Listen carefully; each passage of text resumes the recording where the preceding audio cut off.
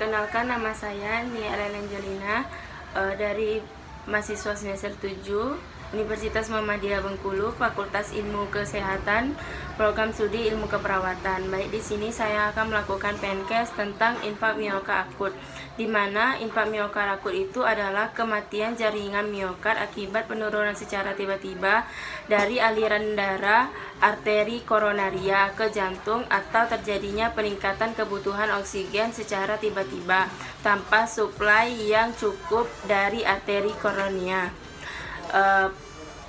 Beberapa penyebab terjadinya infark miokard akut. Yang pertama itu kita menjelaskan tentang penyebabnya dulu.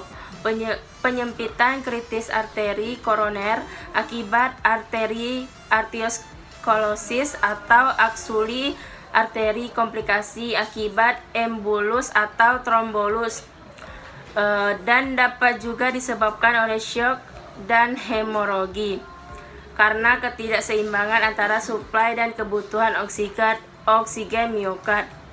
Lalu ada beberapa faktor-faktor resiko terjadinya infark miokard akut. Yang pertama itu ada dari faktor yang tidak dapat diubah. Yang pertama dari umur lebih dari 40 tahun, yang kedua jenis kelamin, yang ketiga itu ada hereditas, yang keempat itu ras.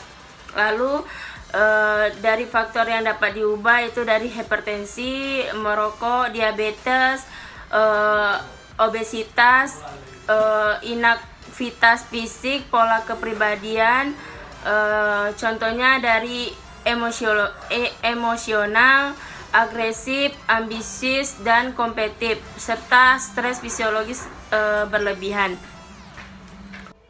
Lalu di sini saya akan menjelaskan banyak tanda dan gejala dari terjadinya infark miokard akut. Yang pertama ada nyeri dada mendadak dan terus-menerus, tidak ada redanya. Yang kedua, keparahan nyeri dapat meningkatkan secara menetap sampai tak bertahan lagi. Yang ketiga, nyeri tersebut sangat sakit seperti tertusuk-tusuk dan dapat menjalar ke bahu dan tangan.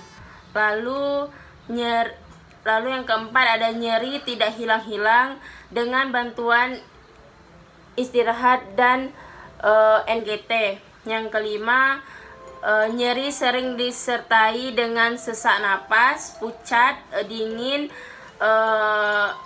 diafares berat dan pening dan pusing dan mual. Lalu bagaimana pencegahannya? Yang pertama, ini banyak macam-macam pencegahannya. Yang pertama itu berhenti merokok bagi para penderita atau hindari paparan asap rokok. Yang kedua itu ada kontrol tekanan darah. Yang ketiga, makan makanan yang mengandung serat dan protein yang tinggi. Yang keempat, olahraga ringan minimal 30 menit per hari. Yang kelima itu mencegah dan mempertahankan berat badan ideal, lingkar pinggang kurang lebih 40 inci pada laki-laki dan 35 inci pada wanita, dan mengontrol kadar gula darah. Mencegah lebih baik daripada mengobati. Jika telah terjadinya infark miokard akut, sebaiknya segera membawa ke dokter dan mendapatkan penanganan yang tepat dan cepat dapat mencegah kondisi penyakit menjadi lebih buruk lagi. Baik, sekian itu saja penjelasan saya tentang infark miokard akut. Lebih dan kurangnya saya mohon maaf, kepada Allah saya mohon ampun.